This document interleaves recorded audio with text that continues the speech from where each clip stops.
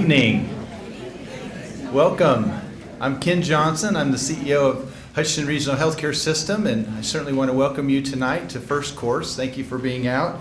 It's a beautiful evening to be out, but appreciate you being inside for a while.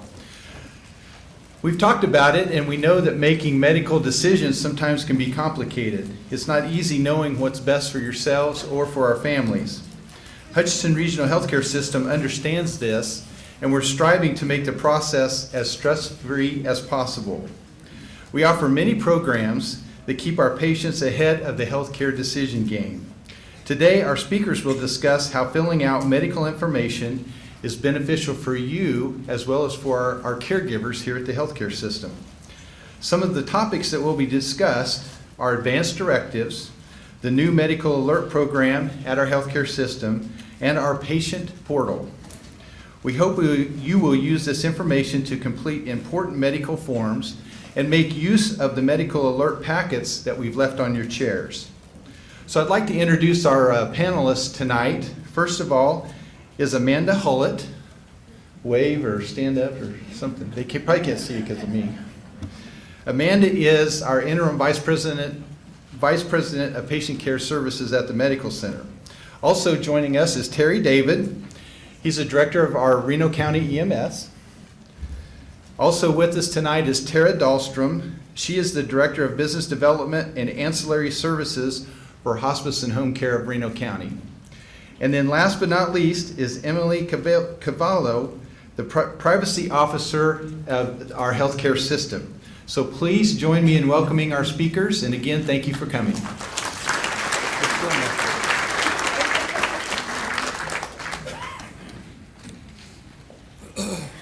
Good evening, everyone. Thank you guys so much for being here. Like Ken said, my name is Amanda, and I'm the interim vice president of patient care services here at the hospital.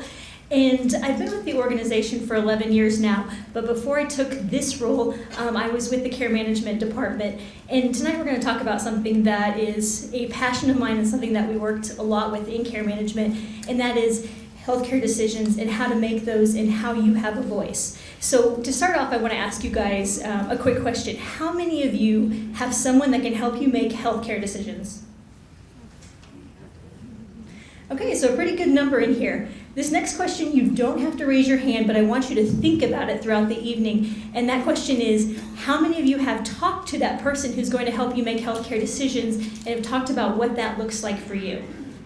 So I saw a couple hands. So before we get started tonight, I want to show you guys a video. It's a video that we have available in the hospital for patients, but it gives you a nice overview of what advanced directives look like and what options we have in healthcare.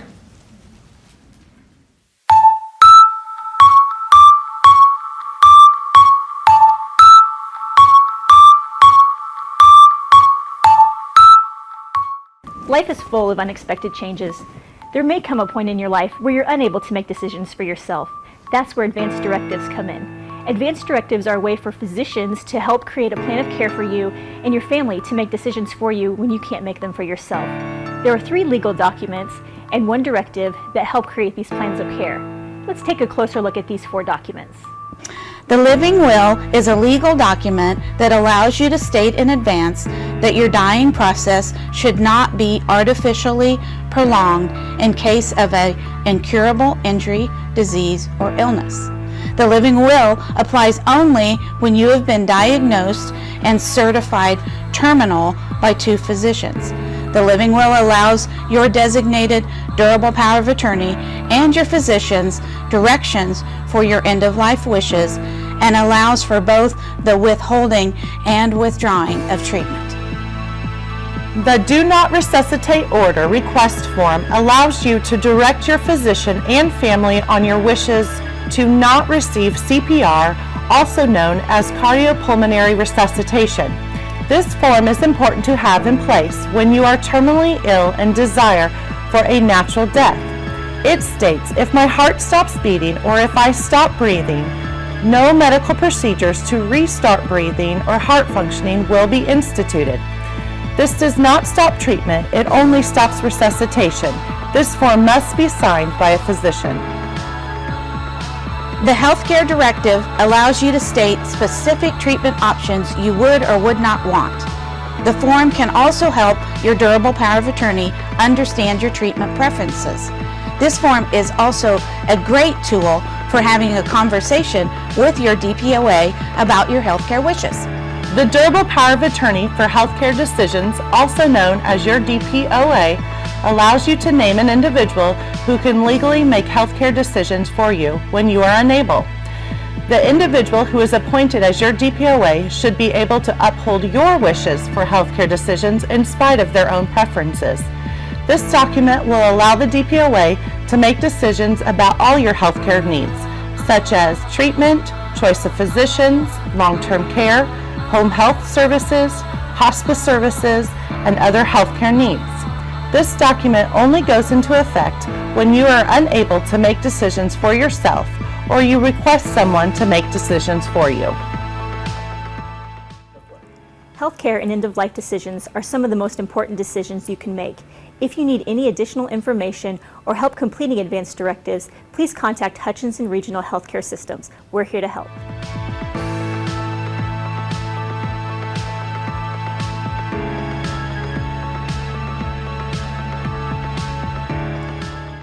So we got a little bit of an overview of the different types of forms that are out there that can help make decisions for you for healthcare, but making decisions is something that we do on a daily basis, whether it's what clothes you're going to wear in the morning, what you're going to eat for dinner, what you're going to do. We make decisions all the time and don't usually think twice about them, but when it comes to making healthcare decisions, that is a whole lot harder and a whole lot more challenging. So one of the areas that I specifically want to talk about tonight is something that is different for every single person. When it comes to making these decisions for you, quality of life is something that we talk about, something that you hear about, but something that is truly important when you're having these conversations with your family, when you're having these conversations with your physician. So quality of life is all about the individual and what's important to you, and it's going to be different from person to person. Your quality of life could be, what's important to me is Sunday dinners with my family after church. It could be that it's important to me to make it to this wedding, to this graduation, to this anniversary. It's all about what goals are important to you. And that's one of the things in healthcare, especially in a hospital setting where you might have a more emergent type of situation, that we want to make sure that your voice is heard, especially if you can't talk for yourself, to make sure that those wishes and those things that are important to you are valued. So when we're talking about advanced directives, one of the things that is important to realize is Kansas is special in a lot of ways in states and rules, but one of the things when it comes to advanced directives is they don't actually recognize a next of kin as a decision maker. So if you're married, your spouse is not recognized as your decision maker. Your children, if you have those, are not recognized. In my case, I'm not married, so my parents would be my next of kin. They don't recognize that as far as legally goes. Oftentimes hospitals, they'll talk about, who would you like me to talk to? Would you like me to talk to your spouse? But when it comes to a time where you are unable to make those decisions for yourself, that's when it becomes a little bit more tricky. That's why we are so encouraging for people to get your durable power of attorney in place. All that means is that there's a piece of paper that says, when you can't make decisions for yourself, here's who I want. That does not go into effect until you can't make those decisions for yourself. I have one. I actually got my advanced directives done when I was 26. Oftentimes when you hear that, the first thought is, oh, something's wrong with me, something bad is going to happen, but it's not the case. It's just a good way for you to have something that's legal, to have somebody help you. And thankfully at this point, nothing bad happened after I completed those, and it's been a few years now since I got those done. But it's something that is valuable to me to have, and it's something that can be as specific as you want it to be.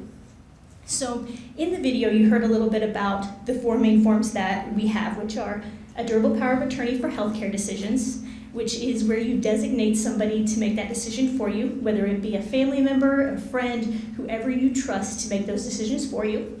Your living will, which the living will is basically designed for you to be able to say, if if physicians don't feel like my quality of life can be improved, I don't want to have aggressive treatment done. I don't want to have that stuff done when you can't make that decision for yourself. The do not resuscitate is kind of a lot like what it sounds. You don't want that aggressive treatment in order to have life-sustaining measures done. But the last one is a really important tool. It's not a legal document, but it's a great way to have a conversation. Because when we talk about healthcare decisions and end-of-life kind of conversations, or conversations about, I was in an accident and I'm going to be unconscious for a little while. Do I want this surgery? Do I not want this surgery? Maybe it's a temporary thing. Maybe it's a permanent thing. But those are things that the healthcare directive form can help you have those conversations.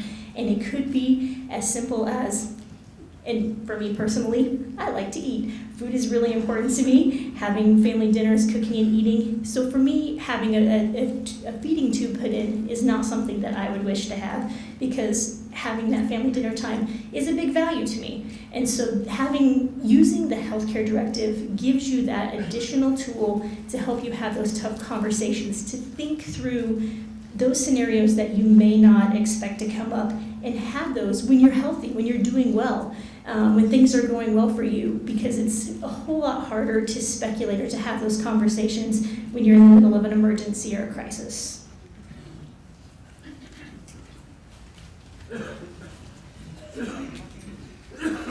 Hi there, my name is Tara Dahlstrom. I am the Ancillary Services Director in Business Development at Hospice and Home Care of Reno County. Before taking a management position, is actually trained as a social worker, so was working in the field for many years, working with patients and families, completing the advanced directives that Amanda talked about. In the last year, we started an initiative working within the system to develop a medical alert program so that your medical information can be handy in times of crisis. We don't plan on EMS or first responders coming to our house when we have a medical emergency, but if they do, we want them to be most educated about what diseases we have, what medications we are taking, who our physicians are, so that they can treat us in the best way possible. And so as you see on the screen, and as you see in some of your this program, we're just starting within the last couple weeks. Anybody who has a chronic long-term illness can have one of these, or anybody, we're targeting the Medicare population to begin with. So there is a magnetic strip on the back of this red pocket, and this goes on your refrigerator. The white sheet of paper that's in there is what we want people to fill out, so that all of that medical information, even their contact information, like the durable power of attorney, all that contact information for emergency contacts, diseases, allergies. Allergies are something that EMS definitely need to know when they are working diligently to get symptoms managed. On the back there is a medication list, and this is something that you can take to your doctor with you when you go, to make sure that your medication list is always up to date. As well as it talks about if you've got all of the advanced directives in place. The red sticker that says medical alert, we encourage you to put on your front door. This alerts EMS, first responders, police department, fire department, that you have one of these on your refrigerator and to go there to look for it.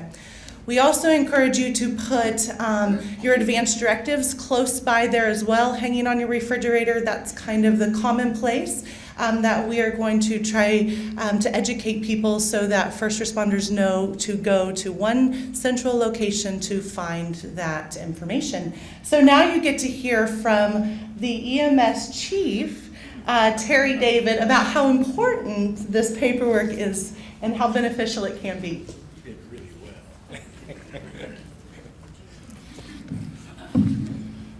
Welcome. Glad to see such a big crowd. I want to point something out. Amanda said she had her paperwork filled out at the age of 26. That was about, 2 years ago?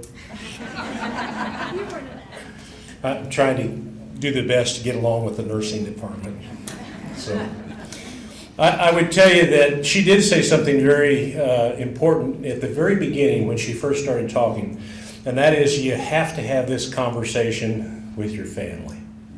That is so, so important. I can't tell you the number of times that our people, currently Reno County, we're responding in the community on an average of anywhere from 18 to 23 times a day someplace. We're really busy. And we often get presented with these types of situations where we come into a residence and a DNR form has either been filled out or an advanced directive has been filled out. And if it's towards the end of your life, sometimes that's a very emotional, passionate time for people, particularly your children. And if anybody in the room has kids that agree all the time, I want to see your hand. Because I have 5, and I don't think they ever agree on anything. In fact, at holidays, I generally put a striped shirt on and become the referee. But all joking aside, that's a serious thing for us. Because sometimes at the end of life, for 911's called, fire department or first responders respond, our people respond, and we come into the home, and this has actually happened where they say this person has a DNR, and then another family member says, oh yes, but we want you to do everything. So that's a real dilemma, both ethically and legally. That puts our people in a really uncomfortable spot, and that's part of the reasons that we send supervisors out, and sometimes I actually go and help mediate that portion too, because you can always trust people with white hair. So have that conversation, please, with your family. There are actual state statutes, there's laws in the state of Kansas that actually address living wills and do not resuscitate. The bottom line is, and Tara said something very important as well, we have to have the form. You just can't say, a family member just can't say, oh gosh, they have a DNR form. We have to have the form. Even with hospice, we had the discussion the other day, there's a number of things that goes on with people that are in our hospice system. And I think we made it a little easier for you with doing away with some of the paperwork when our people respond out to a hospice patient. But the DNR is a deal breaker. Even in hospice, we have to have that form. If we don't have that form, we're obligated to at least start some type of life-saving measure. And most commonly that would be CPR. And then our people are certainly instructed to get on the phone with either the ER physician or ideally your personal physician and have a quick discussion about exactly what we need to do. It happens pretty frequently. There's also a state law, and I actually, and Amanda mentioned about the law. The DNR forms also, you have to sign the form, the physician has to sign the form, and if it's a blood relative or a marriage or somebody that's even actively involved in controlling your estate after you would pass on, or your financial interest, they're by state law not actually supposed to sign as a witness, which I didn't know until I started actually researching it. And I'd be honest with you, I don't think that our people, I certainly would have known, and our people won't go, who's the witness? I mean, if we have the form, they want to make it as comfortable and to the best wishes of the people that we respond to. But that's something that they make bracelets. There's also a state statute or a state law that says that actually there's official bracelets, and that's my medical bracelet right there that tells you all about me, but that says that if you have a bracelet that's approved by the Kansas Board of EMS, which is the state EMS regulatory agency, that those bracelets are okay. I got to tell you, I've never seen one, but they say that they're out there. In closing, I would tell you that, and this question has actually been asked, if you're thinking about getting a tattoo that says "Do not resuscitate," that doesn't work either. I still have to have the form. And fortunately, no one our age has asked that question, but I've had people younger say, if you tear my shirt off and it says DNR, do not resuscitate, what are you going to do? I said, still got to have the form. So we'll stick around for questions, but thank you.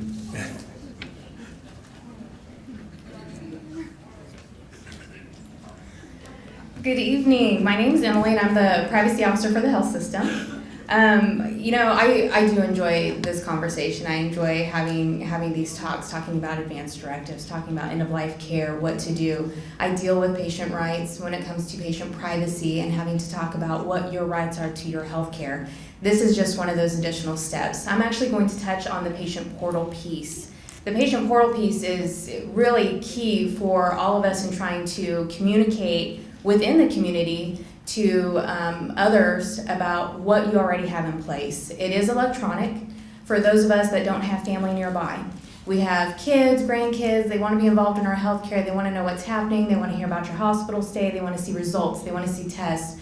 My family, my sister, she's a director of a laboratory down in Anthony. So if we have any tests ran up here, we're shooting it down to her and saying, hey, look at these results, what do you think? It happens with my parents, my grandparents. We all have someone involved in healthcare somewhere that we like to reach out to ask about what's going on. The patient portal is a way to get them online, to show them and to open those doors up for them. The patient portal has several avenues to it. Your advanced directives, all of those, the DPOA, DNR, those can all get scanned into that patient portal and can be there available for people to look at and receive.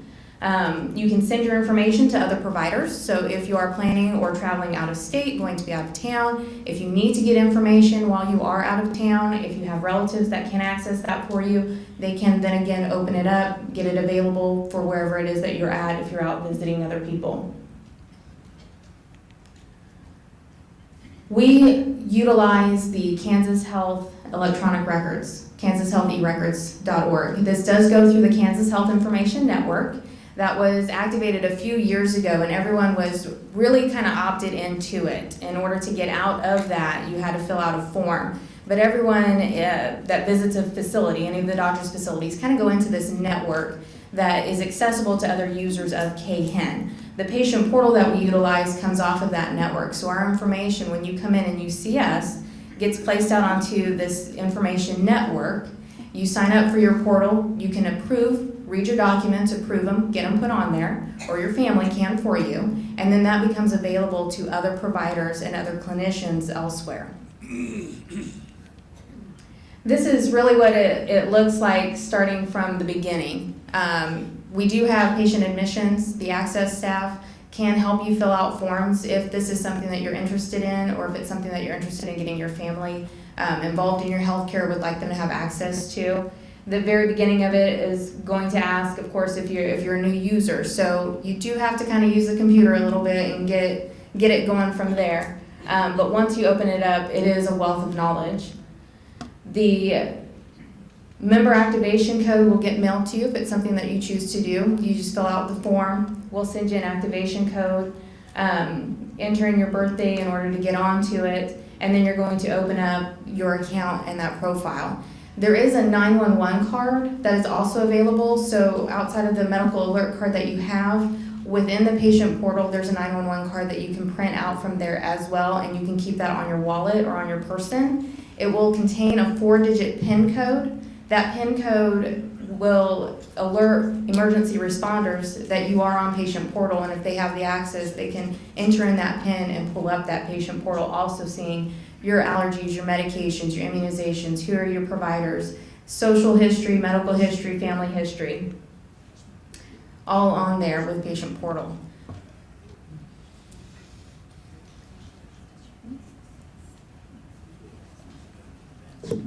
Short person again. Well, thank you guys so much for listening and hearing us this evening. We definitely want you guys to know that your your wishes and your desires are important to our healthcare system, and we want to offer you as many ways as possible to let us know what those are and to have those conversations with your family. So we want to open it up now to see if you guys have any questions. All right, flag me down, I have a microphone. Do all these forms, do they have to be done through an attorney and with your will and so forth? No, these forms actually don't, and I'm going to intro to what we're going to do after this. Anybody who wants help filling out an advance this evening or getting those forms completed, we're actually going to be here and we can help you do that. For an advance directive, you actually need 2 witnesses that are not your family member or somebody who you asked to help with your decisions, but we would be more than happy to help you fill those out here this evening. Where did we get the forms? We will have them here for you. On the patient portal. My husband was signed up for it, and he can no longer get into it, and nobody can help him get into it. Oh, okay. I'm gonna visit with you when we get done, and I'll give you my number, and we'll get together and see if we can get him helped out, because we'll need to do some one-on-one. Okay. I have both a comment and a question. The comment is, if you hadn't told me that there was a magnet on the back of this, and if I had a pocket on my shirt, I would have stuck it in the pocket on my shirt, and I have a pacemaker. You might want to let people know when you stick a little sticker or something on this that says that it's got a magnet on the back, Thank you. so that you don't reset everybody's pacemaker. That would not be a good thing. Yeah. The question I have is, I'm sure we're not alone in this, that our children have strung themselves out across the country. And to what extent, if we fill out these forms in the state of Kansas, they work in other states or even overseas? And if not, what do we need to do to make sure that they're in effect in other states as we would be traveling? Yes, they I don't know about the overseas part, but if you do have those, they will be recognized in other states as a decision maker. I'm not sure if the forms are the same state to state. My guess is they're probably pretty similar, but yes, that is definitely something that you would want to take with you. Sometimes there's even portable cards. I have one that's a portable one that I keep in my wallet that says who my contact, who my power of attorney is. It's not the actual paperwork, but it does, anytime that I travel, I make sure I have that with me. The patient portal system and Follow My Health system, how are they associated with each other? I'm sorry, can you ask that one more time? The patient portal system that you just discussed, and the Follow My Health system that is available? The Follow My Health is actually a part of the Hutchinson Clinic patient record. Our patient portal is separate from their portal, so we don't work together. It is in that sense of the portal not working together. But it is good to have on hand with us. So if you have delivered those off to the clinic, you can let them know that, hey, I have advanced directives here and I'd like you to fax them on over to the hospital. They can send them to us as long as you've given that authorization to do so. And then we can get them into your chart here. If you have copies and choose to sign up for our patient portal, then you can scan those copies into your own patient portal yourself. Here at on our patient portal if you'd like to as well, but the system doesn't transfer over here in that route, so they are separate portals. That brings up a good topic that when you fill out your advance directives, whether it be your DNR or DPOA, you should give a copy of that to every physician that you go to and every hospital or clinic that you go to, because you want everybody to have that information. So if you're not accessing the patient portal, definitely take copies of those things with you. Here a few years ago, we brought our advanced directives and everything out here to the hospital, and they give us a little card that said, I have my advanced directives carry in our billfold. Would this be recognized by the EMS? It would be, but I would tell you the problem with that is that generally when our people respond in a high acuity situation, we're paying attention to you. And so I'll take that message though. I think that's the magnetic thing is a good idea because you don't get up every morning saying, oh, today's the day I'm going to have a heart attack. And our people don't come into work every day thinking, oh gosh, this is a day we want to work 5 heart attacks. So I'm going to take that information forward and we're going to continue educating our folks, but that's a good, thank you.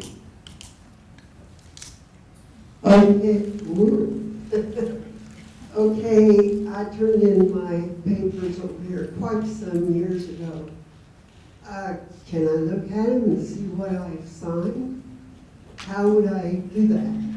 Yes, you can. If you go to our medical records department here at the hospital, they'll be able to look you up and pull those up for you and let you know what those look like. Absolutely. Okay, and I'm so glad to see an EMT that knows what this is because I was involved in the Yellow Dot program, Department of Aging, and as we were getting people to fill those out, I called up the EMTs up here and they had no clue what it was, or the firemen. So I let the program go. Those people are all gone.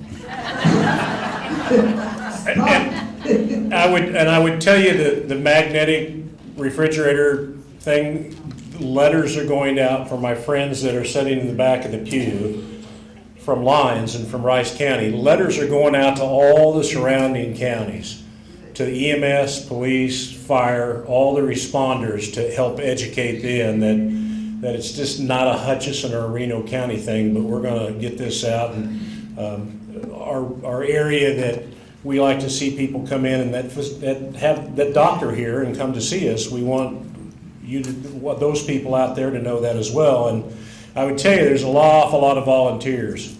Yeah. You get up to Windham and Little River and over in Stafford, even the EMS system sometimes they have a lot of volunteers. So we have our work cut out for us, all of us, to do some real education, and we're going to do that. So. Well, I like the Yellow Dot program because you had it in the car with you, and you put this little yellow dot, not little, on the back of your windshield, not the back window, and then they would know to look in the car park and find something. Sure. Okay, thank you. You bet. Thank you. Oh, got another one over here.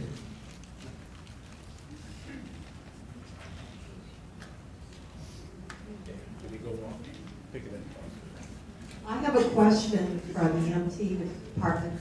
A lot of us, I know all my documents are on my cell phone. Will that be honored in other places? I guess he's not listening to me. She said my radio was talking, and I told her to pick it up and talk to the communications people, and That's more important, but. she didn't want to do it. So The question I'll repeat is, if we have our documents on our cell phone, and we put that on, for instance, our medical alert, or if we're traveling, will people honor that? if you take the picture of it, like scan it, where we can see the signatures and see that, it would work. All right, do we have more questions? Got one right here and up front.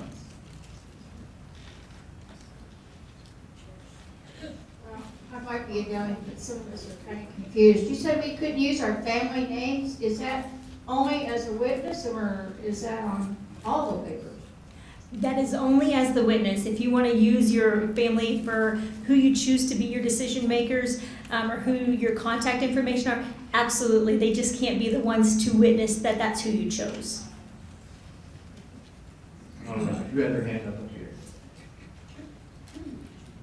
Is it true that if you have a DNR and you call 911, that is nullified? No, it's still, you'll get the full response. I mean, and it depends. I would tell you that communications people have a computer program they go in, so they should ask you, what's your emergency? And if you say it's a breathing problem or a chest pain problem or whatever, they enter that into a computer and it spits out. They dispatch fire and EMS right away, and then they're going to ask you 100 more questions, which I say that in jest because that's one of the most common complaints, but I would tell you that that information is really valuable to the responding crews to have a good idea of what's going on before we ever get there. But to specifically answer your question, they won't ask that question. Sometimes they give us that information maybe only because they're a hospice patient, and that's information that's voluntarily given to them, but I don't believe they ask that. But it doesn't affect the DNR or the living will. They would go ahead. Yeah, they'll go ahead and send people. And again, I would reiterate, that's one of the reasons that I can't say enough, you ought to have those conversations with your kids so that, they're kind of all on the same page, because it happens on a regular basis where our folks, we walk in the house and one of the children presents as a DNR and one of the other children are disagreeing about it. And so then we have to mitigate that as well as respect your wishes, and it's a delicate situation, but that's what they're trained to do, so. I was in the hospital last August, and I don't know what her name was now, but she came up as I was getting ready to leave and asked me about a DNR. And I said, well, I don't know yet, but we discussed it a while and then I signed it. Is there any way I can get that released? And here a while back I heard on the radio that the EMS and fire department was called out to this house, and the lady that took the call finally said, there's no hurry, don't DNR. She's got a DNR on there. So you did want it and you don't want it now, is that the question? Yes, absolutely, you can change your mind at that at any point. There is a revoke part of that, which means you actually do want to be a full code, and I believe that's on the form. It is on the form. It is on the form. So yes, you can just do that on the form and it will switch that back for you. You are not stuck in that decision. All right, we're gonna take one more question and then we're gonna get a move on today. Will 5 wishes ever be legal in the state of Kansas without having it be notarized? If it's notarized, it is legal. I don't know if it will. There's a lot of other movements in other directions with TROP and with some of the other order sets. I don't know if that one is ever going to be legal in Kansas. All right, I have one more question here. 5 Wishes is it's a complete book of just conversations and questions to have about end-of-life decision-making. And in some states, it's a legal document. In the state of Kansas, it's not. Oh, really? Okay. Just so you know, if you don't feel comfortable filling out the forms today, or if you want to access them online, we always have them online at our website at www.hospicerenocounty.com. And so they're always accessible on the internet.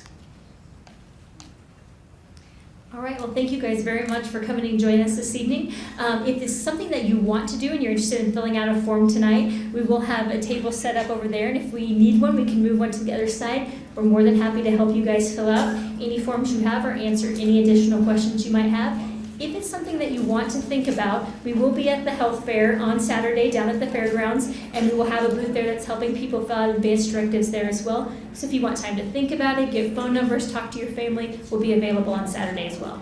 I have a couple announcements real fast, but let's give the panelists a round of applause.